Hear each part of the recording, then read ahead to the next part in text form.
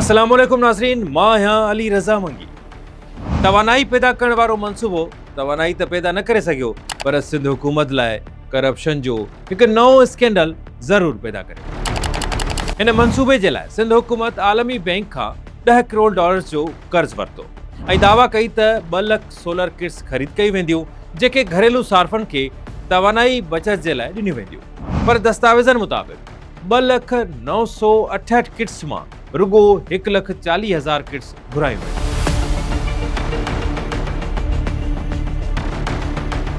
नाज़रीन, असां ॻाल्हि करे रहिया आहियूं सिंध हुकूमत जे सोलर प्रोजेक्ट में अरबे रुपयनि जी करप्शन जी।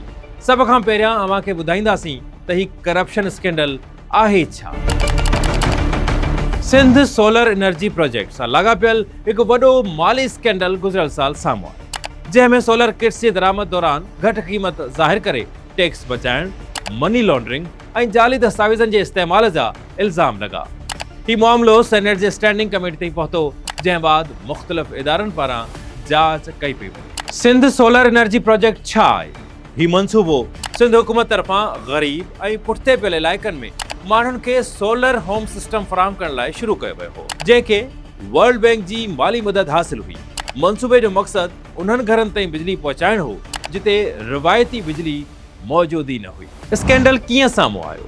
जांच दौरान मालूम थियो त दरामद कंदड़ कंपनी सोलर किट्स जी क़ीमत कस्टम्स वटि तमामु घटि ज़ाहिर कई, जॾहिं त साॻियुनि किट्स जे लाइ वर्ल्ड बैंक तरफ़ां तमामु घणी रक़म अदा कई वई। ॿिन्ही क़ीमतुनि में 700 सैकड़ो ताईं फ़र्क़ु मिलियो। असुल अंग अखर छा था चवनि? मोतबर ख़ाबरू इदारे डॉन जी रिपोर्ट मूजिब कस्टम्स वटि ज़ाहिर कल फी किट जी क़ीमत 16 खां $23 हुई, जॾहिं त आलमी बैंक फी सोलर किट लाइ $112 अदा कया, जंहिंमां फी किट जी क़ीमत $89 खां $96 आहे। दस्तावेज़नि मुताबिक़ जेकॾहिं हिक किट जी असुल क़ीमत $112 हुई त घुराइण वक़्तु उनखे रुगो 16 या $20 ॾेखारियो वियो। घटि क़ीमत ज़ाहिर करण सां छा थियो? घटि क़ीमत ज़ाहिर करण सां टैक्स चोरी थी। हुकूमत खे घटि टैक्स मिली, मुबैना तौर मनी लॉन्ड्रिंग जूं बि शिकायतूं आहिनि। रिपोर्ट्स मुताबिक़ कुझु अदायगियूं गॾियल अरब इमारतुनि जे कंपनियुनि ज़रिए कयूं वयूं, जंहिंसां शक पैदा थियो त पैसा लिकाइण या मुंतक़िल करण जी कोशिश थी।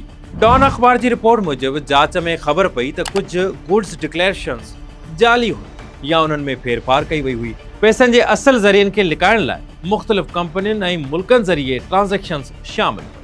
दरामद ऐं सप्लाई कंदड़ कंपनियूं कहिड़ियूं हुयूं? डॉन अख़बार लिखे थी त हिन सोलर दरामद ऐं सप्लाई कंदड़ कंपनियुनि में beyond green Karachi, vista impex ऐं चीनी कंपनी शेज़ान लिमी टेक्नोलॉजी डेवलपमेंट कंपनी लिमिटेड शामिल आहिनि। रिपोर्ट मूजिब लॻभॻि 2 लख सोलर किट्स दरामद कई वयूं, जिन मां 3000 किट्स वक़्त ते विराइजी न सघियूं। हिन स्कैंडल जी मुख़्तलिफ़ इदारा जांच करे रहिया आहिनि। टैक्स चोरी ऐं कस्टम्स बेज़ाब्तियुनि जी जांच FBI, करप्शन ऐं माली बेज़ाब्तियुनि जी जांच नेब करे रही आहे, जॾहिं त सिंध काबीना जे फ़ैसिले तहत एंटी करप्शन खाते बि हिन मामले जी जांच कई आहे।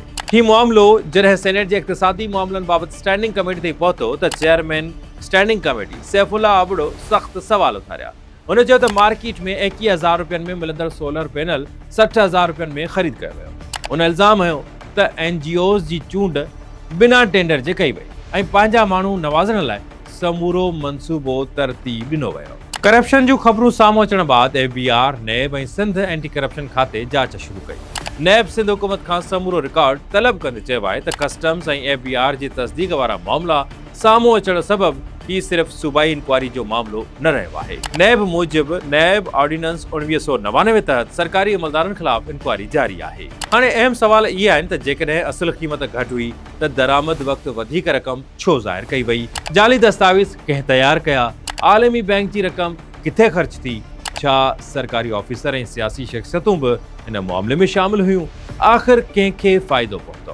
ही साॻियो मंसूबो आहे जंहिं तहत चूंड मुहिम दौरान PB chairman Bilawal Bhutto Zardari 300 units मुफ़्त बिजली फ़राहम करण जा वाइदा करे रहियो हो, पर हाणे उहो ई मंसूबो सिंध हुकूमत लाइ वॾो सियासी तोड़े माली बहिरान जो सबबु बणिजी चुको आहे।